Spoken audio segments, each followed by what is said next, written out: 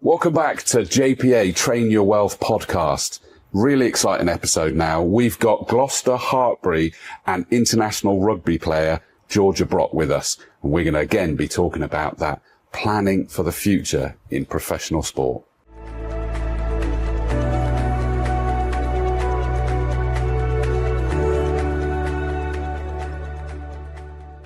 So welcome back to JPA Train Your Wealth. And as I say, delighted, Georgia. Lovely to meet you. You too. You say that. We're sat in quite warm studio here, aren't we? Yeah. So bear with us, everybody. It is rather warm. Obviously, we got the boss man, Chris Homer. You all right, mate? I am. I said I'd never come back, and you've got me back already. And I told you we would get you back. I knew it. And, of course, we got Charlie. Good to see you again, Hello. Charlie. Are you impressed that we got him back on again? I knew we would. Yeah. Never in doubt. Once it's done, he was going to be back for He's more, a diva wasn't he? now, yeah. But first of all, Georgia, speak to us about the rugby career. I'm going to go right back to the beginning. When did you start playing rugby? Started playing rugby when I was 6. So my dad took me down on a Sunday morning to play with the mixed rugby. So I played mixed rugby at the age of 6. That's really where it started. Oh, wow. Was there rugby playing in the family then? Not really. My dad did play loosely, let's put it that way, loosely played. But now that all of them play, so I've got 2 brothers who play as well. So Oh, yeah. wow. Okay. When did it get serious? I got to about 13 and I was an avid tennis player, let's put it that way. Oh, really? So you played a bit of tennis and I basically had to choose between rugby and tennis. So it got to that point that it went, you've got to make the decision. Tennis was taken off, rugby was taken off, and went down the rugby route. That's interesting. I know you wouldn't tell it now, but I used to be a national level swimmer. And I got to a point where I played number 8 in rugby and I used to love it. But my swimming coach was telling me, which I'd imagine it was your tennis coach going, you've got to stop the rugby. And I was like, I did go for it. I went for just because I was better at the swimming, I think. But was that down to you were better at rugby than tennis, or that you loved the rugby more than tennis? A bit of both. Yeah. I think with tennis, there's only so few people that make it to the top. Yeah, and I suppose, yeah. there was so much, it was more commitment at that time to be a tennis player. Like it was a training in the morning, training in the afternoon, whereas rugby was train 2 nights a week, play on a Sunday. Wow, okay. So, what age did you say it was, sorry? I think it was about 12. Okay. I was just started secondary school, so yeah. Okay. So what did that then look like when you then went, who did you go and play for? So I was still playing rugby at home, so I was still playing for my local club called Oni, and then I played for a couple of clubs around that area. It was mainly trying to find girls rugby teams, so at that point it was very hard to find anyone of any standard. And when I was about 15, I then played East Midlands, so regional, and then it got pulled into Midlands. That was the highest level at that point. Okay. Has that, I know, Chris, we've determined not to go down a political route here, aren't we? But has that landscape changed for ladies rugby?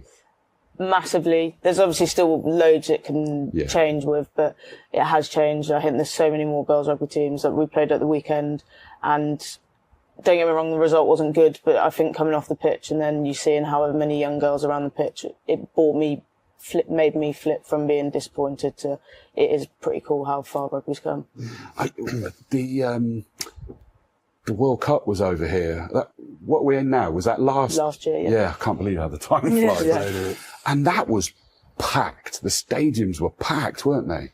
Mental. I was lucky enough to be at the game, so it was sold out, 84,000 people, and I'm sure we'll get onto it. So I played my first international at Twickenham in front of 52,000, I'm pretty sure it was, and even that, it was pretty cool. Like it was still more than I'd ever played against before. That is wonderful news, isn't it? I mean, Charlie, I know we touched on it in episode 2, how it is a changing landscape in ladies. Long overdue, still a long way to go, as you say, but encouraging shoots there. Yeah, I think Georgia will have the same experience of me of, like you say, you come off the back of maybe a poor result or a difficult day individually in your sport, and you see all the young girls that are, wanting to talk to you, take pictures, with their parents and with their siblings, and they've spent, their time thinking we want to get involved in this and make the most of the day. It just kind of keeps you going. I bet it does. I bet. And I know that this has been a personal passion for you, Chris, as well. Yeah, absolutely. And being George has mentioned the game at the weekend, and I got my hairs were standing up, and I was thinking, wow, what would it be like to walk out to that atmosphere? I've never done it, but I'm there in the crowd thinking, wow, like this atmosphere is incredible. And that wasn't anywhere near the 50-odd thousand that you said at Twickenham, so I can only imagine what that felt like. And Ariella, and she loves her ice hockey, and she was a little bit resistant about going to watch the rugby because she's like, no, my Wildcats are my number one and all of that. But even she's now saying to me, when's the season start? When will we go again? So I just think for the experience that it can put on to encourage the next generation, young girls, to actually take part in sport, that's what it's all about. And that on the weekend, was that Gloucester Hartpury? Yeah, Gloucester Hartpury. Okay. Was that your first professional team, or was there more before that? I've only ever played for Gloucester Hartpury. It's one of the things that I've stuck true to myself on, is that I would like to only ever play for one professional club in the PWR, basically. Nice. I like that one. Yeah. You did bring it up there as well. You broke into the international team as well. Yeah, I've got 2 caps for England, so got it capped 2024, so 2 years ago this September. Yeah. Luckily enough to play at Twickenham and get my first cap, playing against the All Blacks. So I haven't lost a game to the All Blacks, which is quite a good nice fact. But then went out to Canada, played a game against USA out there, and then been in and around the squad. Was in the Six Nations squad last year, but didn't play. And then and still hoping for that to come back. That's your focus, is it? Focus. I'd say it's there, but it's not necessarily my main focus. If I play good rugby, then I'm lucky. Hopefully I would then get pulled back into playing for England. I guess that's the way you've got to think of it, isn't it? Otherwise you become too hung up on the end goal. You come hung up on it, you become obsessed. Yeah. I got to a point where I was trying to do everything I could, but then I wasn't exactly happy. It was just rugby. Whereas if I just focus on myself, actually play good rugby at club, then who knows what doors will reopen. Yeah, absolutely. It's got to be, you say it's lovely to see the young girls there, in particular, supporting you and starting to see for their future. I'm assuming that even with the trials and tribulations that comes with any professional sport, I think for both genders in reality, you'd still encourage them to just go for it. Definitely. Just go give it a go. I think that's the good thing about rugby. I was watching there was a men's final at the weekend, and they had some kids from just the local clubs giving out the medals at the end of the game, and I thought that is pretty cool to be like that. It is just, big family, really. I mean, you saw it yourself now with your own daughter, resistant, thinking, I don't know anything about rugby, I don't think I like it, get her there, and she's suddenly gone, hang on a minute, I'm liking the look of this. Yeah. And that's what you need, is to break down that initial barrier. Yeah. Which I think we've both experienced with the Wildcats. Absolutely, and that's the biggest thing for me, is getting it more of a family feel. Yes, yeah. Football was my sport, but Ariella wouldn't want to go to football because it's not that, you don't feel close to the team, involved, cared about when you're there, and that's certainly what I felt from going to Gloucester Hartpury, is that they want the fans to be part of it, the players want to be part of it, and all of that, and it's that big family feel. And that's what's going to encourage people to go and play sport. Yeah. Although I'm sure I saw from the photos, I thought it was a nice cake that was attracting you to that game, wasn't it? I'm sure I saw a photo of a cake in the box. There was a cake there, yeah. It's banana cake, though, which was one of my 5 a day. Oh, fair dues, mate, fair dues. And that's why you went for about 3 slices, wasn't it? Yeah, exactly. So I had 3 out of my 5 a day then, didn't I? Exactly. And then you had apple with the cider. Yeah. All sorted, all fully planned out. I got it. We're obviously, it's wonderful to sort of talk about your career, and there's so much more we could delve into there. But obviously, for the sake of this, the JPA Train Your Wealth, at which point did you start thinking about the future? Because we all get hung up on the here and now, which we have to, because you've got to be focused to achieve things. But when did you start thinking forward? In all honesty, it was after I got capped. I think I'd got to the point where I was like, it could be great to be a professional rugby player, but even then it's literally for a finite number of years. You're only a professional rugby player for 10, 15 years. Mm. And I think with the time that you are a rugby player, you can go and explore different avenues, go and look at different careers. And I think that is the thing, that's the beauty of being a professional rugby player is you have the time to look at actually where do I see myself in the next couple of years. Yeah. And I know we were talking a lot in episode 2 is that the challenge in sport is that it could be over even quicker than you expect. And so you have to have that. Protection is one, which I know I'll come on to with you in a second, but also sort of like longer term plans. I'd imagine it's this challenge that you don't want to have this defeatist attitude. Some mental coaches go, never have a plan B because that means you're not committed to plan A, which I don't agree in, but sports people are sort of so driven, but you have to start thinking forward.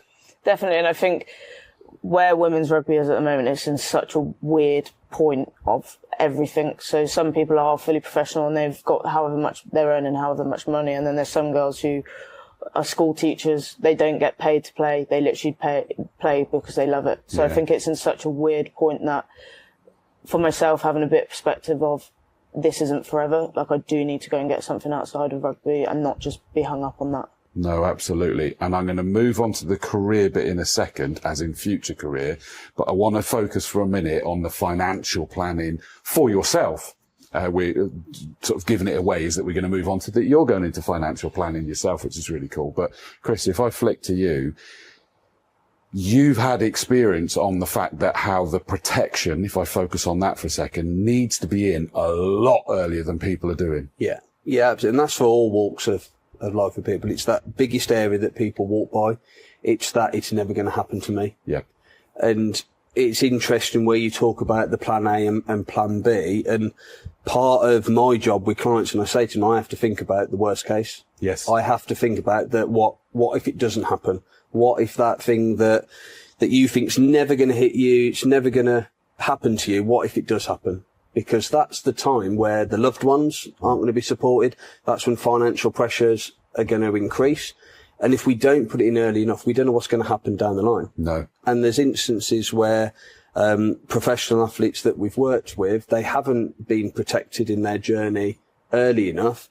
When their careers have been ended, we can't protect them. No. And we can't get cover in place because of what's happened to them previously. Yes, that's what I was about to say. And it isn't even that their career's over, but they've had a particular injury and then suddenly go, well, we're not covering you for that. Yeah. Because that was before we got involved. Yeah, absolutely. And that then gets difficult because then you think, okay, so how good's that policy if the one big risk to you as an individual you're not covered for? Yeah. So it's definitely for athletes, I would say, and me not being in the professional industry, never played professional sport, my question would be is why when people sign their first contract, why isn't then the protection put in place there and then? Because that's the start of their career.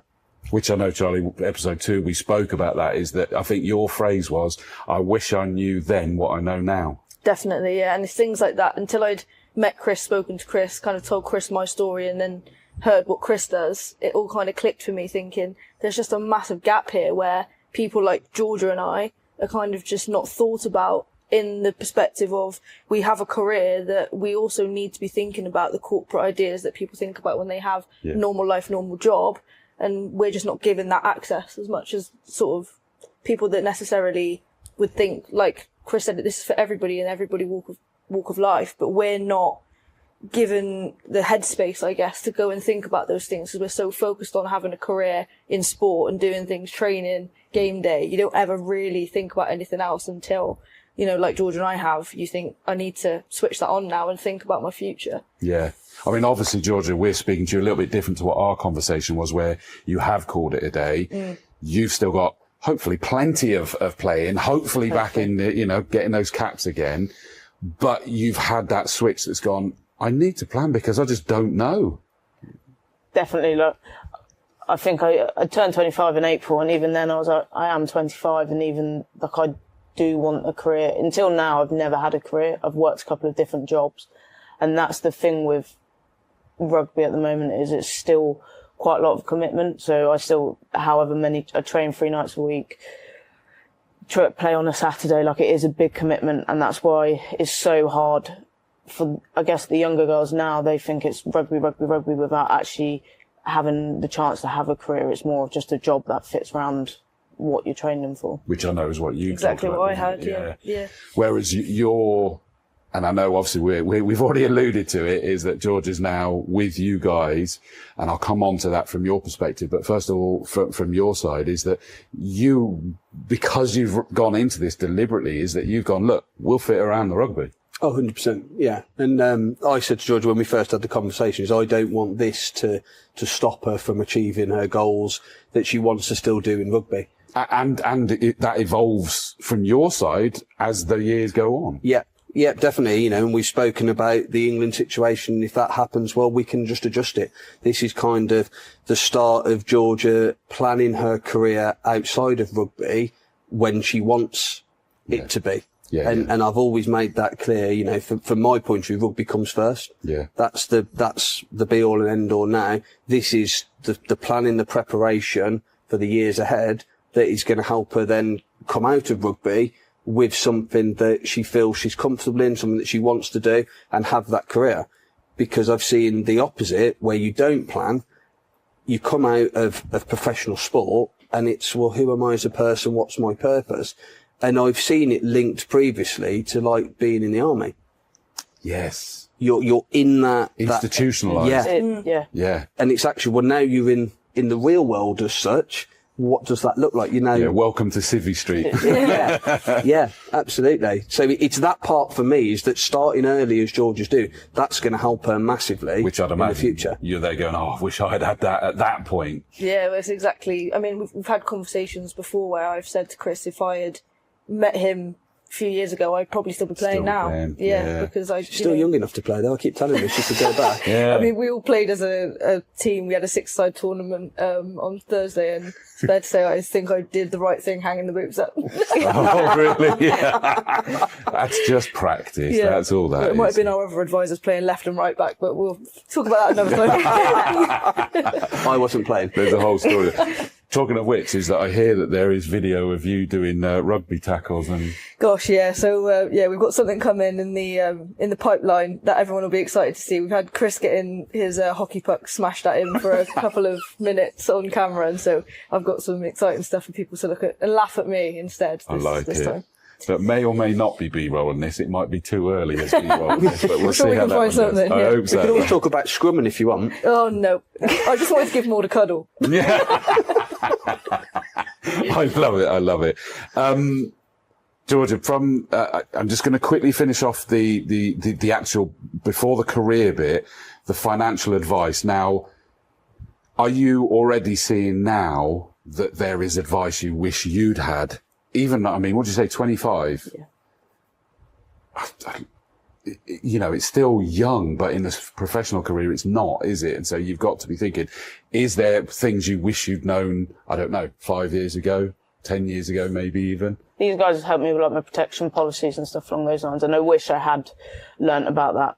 Like, there's so much more I wish I had known. Like, I got paid my first match fee and just completely blew it, bought what I wanted. Whereas there's probably I could have done so much more with that. Like, I got bonuses, blew them. Like, there's so much more I could have done with all of the money that I've got from rugby, which now I've got some nice clothes and that's about it really. So yeah, there's so much more that I think a lot of rugby players just don't know about. And of course, we say rugby it's elite sport, isn't it? That which is where you're, you know, you're not being picky on it. I think it's whichever tickets you want, isn't it? No, I'm joking. I'm joking. That's not true. But to know that there's knowledge that could have, should have been there. I mean, I've got to be honest and say that first paycheck, I don't think even you would say anything different. Yeah, go and enjoy the first one. Yeah. And it's getting a balance right. Yes, exactly. And I say it to clients now, you don't want to live you don't want to save now for the future. You've got to live for now, enjoy now with one eye on the future. Absolutely. So, you know, it's that old saying, I can remember my dad saying it to me, spend half, save half. Yeah, yeah. And it's just getting that balance right, because if you don't do that, you're going to have the situation that George is explaining now, is going, well, I've spent it all. What have I got now for the future? But if you did the complete opposite, you're just going to regret and begrudge. What am I doing now? I'm working hard. I'm getting this money. I'm getting these bonuses, but I've got nothing now to show for it. Yeah, no, I get that. So, as we've said, is that you're now training to be a financial advisor. It's in, your, I was going to say spare time. That's not the right way to say it, but you know what I mean? It's around the rugby, so that as and when it comes, then that can be your full-time thing. What was the motivation behind that? Now, I'm sure the situation being perfectly malleable was helpful for it, but was it the fact of giving that advice that you wish you'd had as well? Definitely. I think that is one of the parts that pushed me towards it. I mean, I went into a team room with some of the girls and I was like, yeah, I've just been told this. And then I wish we had known half the stuff. Really? It is crazy when you think about it. Like some of the girls that I walked in, I said, yeah, I've spoken to people about this. And they go, that would be great to know. So it's one hand, yeah, it's that. But equally, I think it is just pushing myself to have another career outside of rugby, something that I can actually I can learn and be better at myself and help other people. Is there anything in your previous life that suggested this would be something you'd do? Or is this completely new? Completely new, and I think that's the joy of it, is that it is completely new and it's something new to learn. So, yeah. I say that because, of course, when we spoke to you, you'd been doing something maths, hadn't you? You'd been doing figures before. I did software stuff in on the side of playing football. Yeah. So I'd kind of tried to be corporate, I guess, alongside football. But as you can imagine, it didn't turn out very well. But yes, and again, we speak sometimes quite freely about how when I had my first interview with Jem and Paul, one of the first things I said is, guys, I've got no finance experience, like you're taking a gamble, but I've got a good character. I want to learn, I believe in, working hard and anything you put in front of me, I'll do a good job. So, which I know was something that was close to your heart, actually, wasn't it? It wasn't getting people that know all about it already. Yeah. You can teach them all of that part. Yeah. Well, I did a sports science degree. So that's probably the most sportiest link I've got to these people that we've got sat here. That I got a degree in sport. That's it. But then it was, I fell into finance through Dad. Dad had been in the industry for a long time. And as you say, it was then the knowledge that built and the exams that we had to pass. But you can't take away the strictness you have on yourself to be the best version. Yeah. And that's what both of them have got from a professional sport background. They've got the discipline. Yeah. They know how it is to be the best. They know what they've got to do. They know how hard they've got to train. That's what I see in what we do. We've got to make sure that we've got our knowledge up to date. We've got to make sure that we want to strive each day to do right by our clients and things like that. You can't teach people that. You've got it or you haven't. Agreed. Whereas the knowledge side, you'll learn and you almost just got to be a sponge early days. Just get it all in, learn from different advisors. Every advisor's got a different way of working. Yeah. And they're all successful in their own way. But for both of them, if they go to their grounds of how they became professional athletes, that is going to put them in good stead. With the empathy of the elite and professional sports environment, that means, that must be music to your ears to hear that phrase that's gone into the changing room. And they've gone, I wish I'd known that. That's what you said to me right at the beginning. 100%. Is what you always wanted. Yeah. And then take that on a step. That's what you bought into and you were hoping was going to be the case. We've now got another great example. And that's going to be so rewarding for you, surely. Definitely. And Chris touched on it. I think it's just the drive of actually wanting to do something different. It's still being a rugby player. You want to be the best version. You want to be the best rugby player on the pitch. And I think to say you can do that in another job, in a different career, that's a pretty cool thing to do. Yeah. I've got a question here. I don't know if you have an answer for it. What surprised you about planning for life after sport? Tough one. I think right now for me it is like yes, I'm still playing rugby, but I've still got to have one eye on, like we've said, one eye on the future. And I think that is tough to, I guess, get your head around that rugby isn't forever. And I love playing rugby. I love being around the girls. I love training, but that won't last forever. Yeah. And I guess that's the tough thing to get your head around whilst looking at the future. And when we talk about the future, obviously you've already mentioned about the finite number of years, but you've also got that possibility, horrible possibility, that it could end a darn sight earlier than you expect through injury or whatever else. How will you be advised? No, not advising. We're not allowed to say that, but it's like, not plan for, you can't plan for that, can you? But you cover for, I don't know, what would you say, first of all, Chris, on that? How do I it's a word little that? bit for me, peace of mind. Yeah. And one thing Georgia said to me in the past, and when we talked about England and things there, was that when she's got something else to focus on, you play better rugby. And I think that for me is almost this plan B, this second career, it's a protection policy for her. Mm. So she knows, and I'm speaking for her now, and she can correct me if I'm wrong, you know, but the way I see it is that she can go full into rugby now, because if tomorrow her rugby career's over, she's got the plan B. Yeah. Whereas I kind of look at it and think, do people go half-hearted into the rugby because there's no, or into any sport, because what is the other option? If career's over tomorrow, you think, well, what am I going to do? You're trying to protect yourself a little bit, yeah. Good point. And yet, I mentioned that you've got some of those mind coaches that say, yes, but the minute you put a plan B in, you're going to put half the effort into this because you've got, and it's like, no, I think you're right, is that you've summed it the other way, going, are you trying to protect it? If you've only got plan A, you've got to look after it. Yeah. Whereas if you've got plan B, you can go 100%. Go all in on that. You know what? Worst case scenario, we're all right. Yeah. I like that. That makes a lot of sense.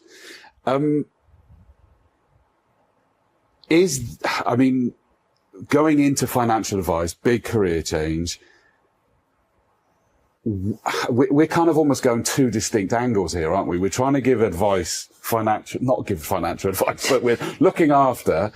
You can tell I've learned from you guys on the lines now, can't you? I'm pinching him. Yeah. We're not giving, but there is the financial advice, the financial support, the financial planning, etc. But we're also talking about career planning to some extent here as well, aren't we? And it's two distinct sides. One, the financial is obviously what JPA all is about. And I would say the second is where your heart was, that you've now sort of created more about this journey here. Yeah. Yeah. And you know, it's all linked together, because I think there's a big stigma is that a lot of people think, as we touched on in episode 1, is that people got to have money to talk to a financial advisor. We did, didn't we? Yeah. But actually, there's an option to go, that career path, that's starting with someone at the start of their career. That's the start that the financial advice is needed, because it's how are we going to build the wealth? How are we going to make sure that when you get that first paycheck, that we do right with it, that you enjoy it and you save a bit for the future? Yeah. So it's that making financial advice a lot more broader than what probably it says on the tin. Agreed. We don't have to give advice to help people with their finances. We can help guide them to help start building it from when you start that journey. The other big thing for me is trust. And we talked to where you talk about the career side and where we've got the products as such. The products is the knowledge, but it's that career side of it and building that trust with people that is going to take you with them. Absolutely. If you don't trust someone, you're not going to be able to give them the advice. No, I get that completely. I'm going to ask two sort of almost closing questions here for you, Georgia. Along the same line, and it's like, what advice would you give to, other athletes or professionals? Because obviously professionals, women in business as well, I know is a big one for you as well.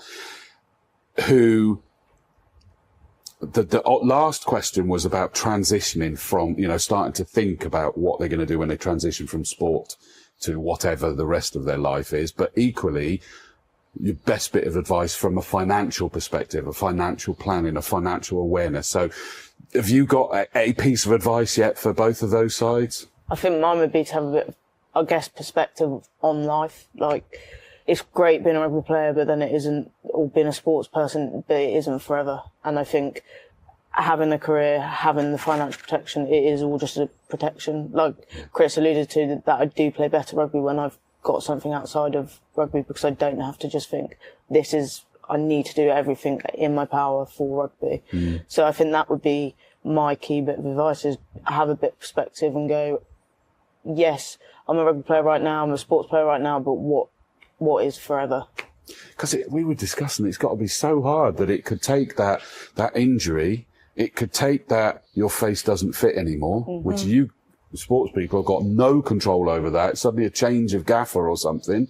You never know what's going to happen.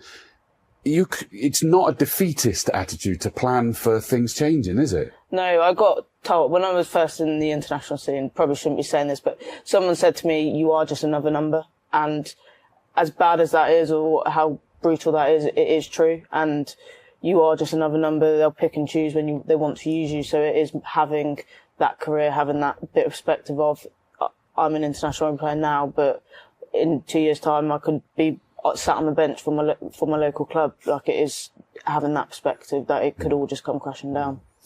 And it is about being able to then enjoy it while it lasts, whether that's for massive chunk of your life or whether it's a tiny bit. Enjoy it, because you've earned that right to be professional. I mean, I think we both sit here with envy of going, wow, that's amazing that you got to make a living out of sport. That I would love that opportunity. But if you, and this is probably a key point, is that people might listen to us and go, well, doesn't that stop me from enjoying the here and now because I'm thinking about the future? It's like, no. Think about that future a bit so that you can then focus, which is exactly back to your comment. Yeah, definitely.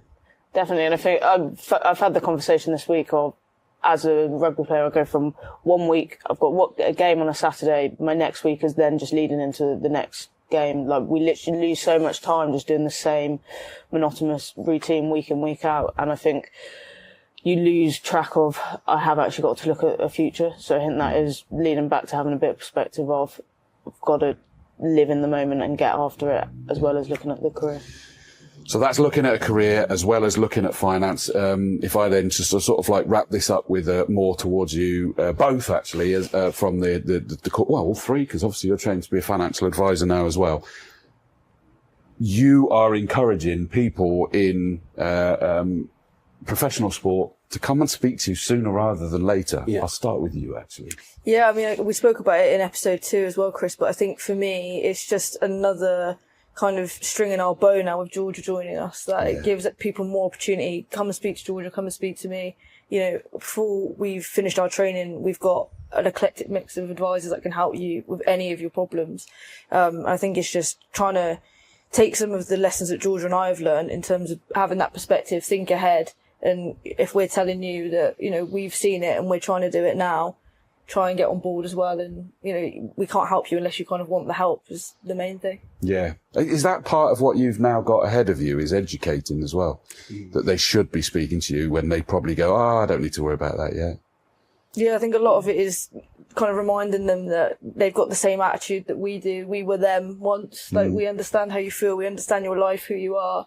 So, you know, educate them and just be there to listen to their problems and know that we understand. Yeah. And we're not just, as I've said in episode 2, you know, a bloke turning up in a 3-piece suit trying to preach about your pension. Work, would it? Yeah, no. Exactly. You know, those are the kind of people George and I roll our eyes at as soon as, you know, they come in and you kind of nudge each other going, here we go, you know, and you think, we can't wait to get our boots on and get outside. Yeah. But, you know, if someone's talking to you and you know that they've got a similar background, it makes it a bit easier, I think. It does. And and I don't think that's just sport that's got that, because we've all got a it will never happen to me thing. And the sooner that they can be educated, and it's wonderful that not only the knowledgeable advice and guidance there, but from the perspective, which I know was something that you were keen to build here. Yeah. But it's like, have that, you're not committing to anything to have that conversation. No. And that's when Charlie was talking, that was what I was thinking, is the cost is time. It's all you're giving up as an individual. 30 minutes, 45 minutes, have that initial conversation and just see where it goes from there. Yeah. And that's all anybody's giving up, is just a bit of their time to make sure they're on track, they're doing the right thing, understand what options are available, because it gets harder down the line when you haven't had that conversation and life's taken over and events have happened. And this isn't like you're now going to ram a square peg every single time into that circular hole, that triangular hole or whatever. It's like, no. It is about, the first one is actually understanding them first. Yeah. And then tailoring what that advice could be, including, I know you were keen to say in episode 1 that your biggest question is why. Yeah. So people might come in and go, oh, I need this. Why? What are you trying to achieve? Yeah. Okay, let's make sure that's the best way to achieve it and protect you and cover you and da-da-da-da-da.